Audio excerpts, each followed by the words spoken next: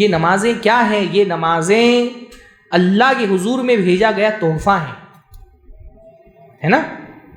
یہ جو ہماری نمازیں ہیں یہ اللہ کے یہاں پیش کی جاتی ہیں۔ امام ابن القیم نے جگہ لکھا ہے کہ یہ نمازیں تحفہ ہیں جو ہم اللہ کے حضور میں بھیجتے ہیں۔ اور میرے بھائیوں، تحفے کی پیکنگ تو بہت اچھی ہونی چاہیے نا، تو نمازوں کو سجا کر کے بھیجیے اللہ کے حضور میں۔ اور نماز کو کیسے سجایا جاتا ہے؟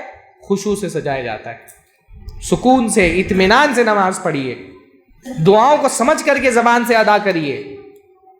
میں خود اپنے بارے میں کبھی سوچتا ہوں کہ بھائی ٹھیک ہے، نماز ہو گئی ظہر کی، 2 رکعت سنت پڑھنی ہے۔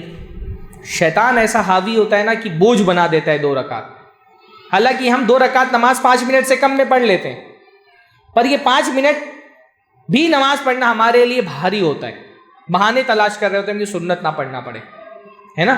سلف جو ہیں وہ جب کسی چیز کے بارے میں سنتے تھے کہ فلاں عمل سنت ہے تو شوق سے آگے بڑھتے تھے وہ عمل کرنے کے لیے۔ ان کو کوئی سنت پتہ چل جاتی تھی تو عمل کرنے کا شوق بیدار ہو جاتا تھا۔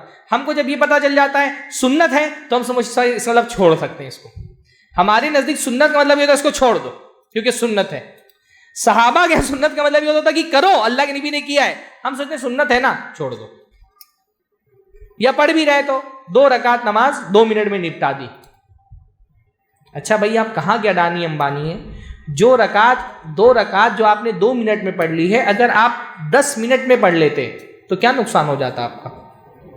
ہاں 8 منٹ 60 منٹ جو بچا لیا آپ نے، تو کون سا اتنا بڑا کام آپ کرنے جا رہے ہیں وہ 7-8 منٹ بچا کر کے؟ اچھے سے نماز پڑھیے۔ سب سے پہلی محنت ہم کو اپنی نمازوں پہ کرنی انشاءاللہ تعالی۔